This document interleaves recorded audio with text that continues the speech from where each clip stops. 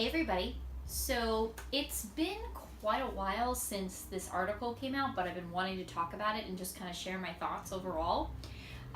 It is the Vanity Fair cover photo story for Star Wars The Last Jedi, which I know initially we were supposed to get, or at least we surmised that we would get on May the 4th, but we did not. I think we got it later in the month. Anyway, it's been a very long time since that came out. There's been a lot of discussion around it. What I did, and the reason why there's such a delay for myself, is I saw a special offer by Vanity Fair to purchase all for the covers for a discounted price. So I did that. I got them. I've had them sitting in this box forever, and now I'm finally going to just kind of go over what my thoughts are, at least for the covers, what I thought about that, the overall article from what I remember. It's been a little while since I read it, and then some further speculation for what it is that we can expect down the line. So anyway, here we go. So, alright, here's my box. Alright, so first up we have, in case nobody's seen it before, we have Rey and Luke stationed on Act 2, or however you're supposed to pronounce it. But I absolutely adore this. You know, you definitely get the master and apprentice vibe. However, given the discussion that happened at Star Wars Celebration and other panels so far, you know, you kind of get the idea that Luke is a reluctant teacher, also from the trailer as well, so I'm interested to see how this dynamic plays out. But this is a gorgeous, absolutely stunning shot. And also, what I'd like to highlight, and I can't take credit for this, is, at least for Luke, with that kind of brownish leather glove, we did see a gloved hand kind of put their hand down on something in the paper. You know, we could see the old Jedi, you know, symbol of the Jedi on the paper in the trailer for The Last Jedi, and the hand that we're putting out, like, who is that? So now we can safely assume that it's probably Luke because of that gloved hand. So that's interesting. Alright, so that's one down. Alright, and now we have our Resistance heroes, which is amazing. And what's really, really cool is it has Rose Tico on here. Spoiler alert for her character name, that's been revealed since Star Wars Celebration. And also it was revealed, more importantly at least, her first name was revealed quite a while ago, but her full name was revealed in this article, where she is a sister of the, I think Poe's new, like, co-pilot or something like that. Again, it's more specific in the article. I'm not remembering the details because I read it a while ago. I should have brushed up.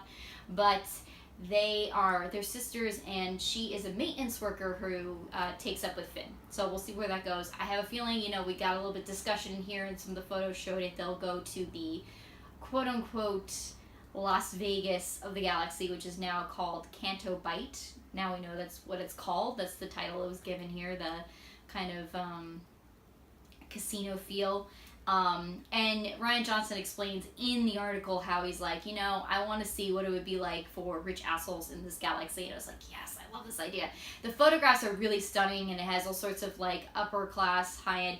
And that was the thing that, again, as much as, like, there's, you know, however you feel about the prequels, Coruscant was super cool, and it showed the upper crust, and, like, you had the lower levels of the city, and it was just one big, it was just super cool. I always thought Coruscant was really, really cool.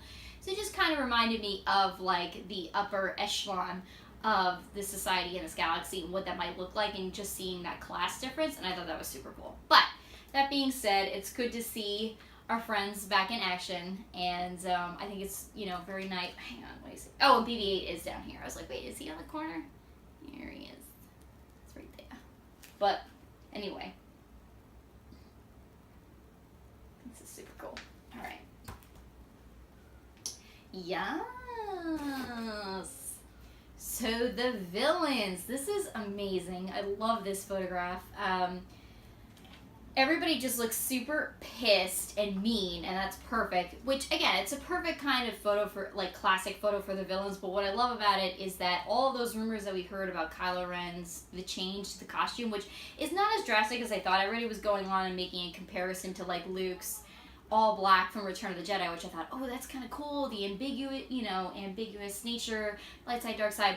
It's not really like that. I feel like it's just a modified version of what he was already wearing if you're paying close enough attention in The Force Awakens. But of course, he's unmasked. Phasma is unmasked. I thought that's a huge deal and really, really cool.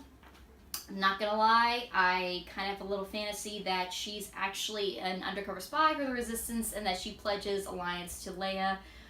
Forthright, I don't care if Gwendolyn Christie basically turns into the same character that she plays in Game of Thrones, swearing fealty to Cat.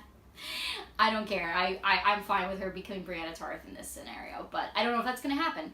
But what I am excited about is that I think there was a lot of criticism about her, like, character and, like, you know, how much of a role she had in The Force Awakens, the fact that they marketed her so strongly and, like, she didn't really have a role. So I think they kind of are aware of that, and maybe they had that planned along, maybe they didn't. But either way, we're going to get to see more. I'm like, for real. Like, don't waste such a good actress. Come on. So, but with Kylo Ren, you know, there's so much to be said about that. But more or less, you know, Adam Driver has some vague comments about, like, oh yeah, patricide, not all it's cracked as to be. Well, no kidding. So I'm interested to see, like, you know, obviously then that calls into the idea that they're going to explore that and the fact that what that did to him when he had that confrontation with his father, which I think is great and they need to do. And that's why they had it in The Force Awakens to set up this whole arc. But with Hux, I think is just a slimy bastard through and through, and I really I will enjoy seeing him be a scummy bastard for the rest of the series, but that's all he's going to be. He's just going to be that one dimension, and that's fine, because we need that, and he was excellent at it in The Force Awakens, and I can't wait to see him continue to do so. So that's just how I feel about that. Let's see. Okay, and then, of course, last but certainly not least, oh, gosh. Oh, Space Mom. I love this photo of her. It's so elegant and, you know, it's exactly what she is. She's a symbol of power, of royalty, and that's exactly what Leia was and is to us now. It's, when I saw this, I teared up. I was like, no. You know, I'm still not over Carrie's passing. There's been so many wonderful things that have come out. Well, not wonderful things, but just that, you know, there's been a lot of great celebration and remembrance for her, so that's been really nice. I mean, these photographs are really, really powerful and lovely, and if you guys have not seen it, also gives you a little bit of an insight to the new characters, although it did not reveal the character's name for Benicio del Toro, but it did for Laura Dern. She is Vice Admiral Haldo, I think. So anyway, and then here's a shot of her, and then Benicio del Toro. It's really quite amazing. So yeah. It's wonderful. I think it's Annie Leibovitz, so it's like elegant, it's wonderful, it's beautiful. So, but it's really, and then here's a little bit more of the inside of that richer upper class that they were talking about. But more importantly, the more photos that I really took to, even though there's more detailed photos of like Adam Driver and things like that, but I absolutely adored this photo here in the black and the white. It was like amazing to me because I'm like, this is the foundation of what this is. It's, you know, it's Carrie Fisher, it's Mark Hamill, it's Rian Johnson who's directing this installment, and then Kathleen Kennedy, who is basically the master of the universe for now, which I absolutely adore. I think she's made some really great decisions, and I could go into that for a long time. But I love that photograph. And then, more importantly, there's more. The ones with Carrie. Versus her and her daughter and Billy. And then this one killed me just because it reminded me of like the original old photograph with her and Mark Hamill, and it just, you know, they're like, you know, for A New Hope, and it was just, you know, oh, so much. But I love that photograph. I'm so glad that we have it of her, and it's wonderful. And there is so much to this article. It's really, really great. Just kind of giving a little bit more specifics and kind of calling back to like elements of the original trilogy and the inspiration, you know, kind of does the same yada yada that every article would do.